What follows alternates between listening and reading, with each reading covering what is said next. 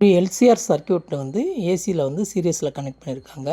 Resistance வந்து 30 ohm, இண்டக்டன்ஸால் ஏற்படக்கூடிய reactance வந்து 10 ஓமு, கெப்பாசிட்டன்ஸால் ஏற்படக்கூடிய ரியாக்டன்ஸ் வந்து 10 ஓமு.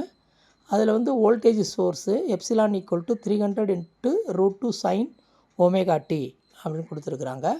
இந்த சூழலில் வந்து கரண்ட் வந்து எவ்வளோ அந்த சர்க்யூட்டில் ஃப்ளோ ஆகும் அப்படின்னு கேட்டிருக்கிறாங்க. வோல்டேஜ் வந்து சோர்ஸ் வந்து பார்த்திங்கனாக்கா அவங்க வந்து வேவ் ஃபார்மில் கொடுத்துருக்காங்க. அதாவது epsilon equal to 300 into √2 sine omega டின்னு கொடுத்துருக்காங்க. இதை ஸ்டாண்டர்ட் ஃபார்முலாவோட நம்ம கம்பேர் பண்ணோம்னு சொன்னாக்கா epsilon not equal to 300 into √2ன்னு கிடைக்கும்.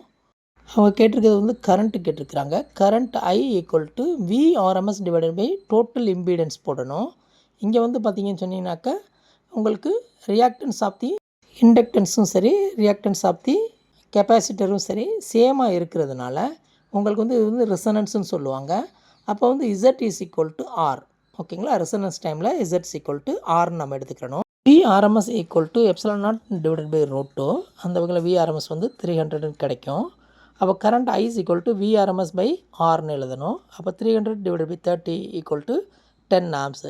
Option B is the correct answer.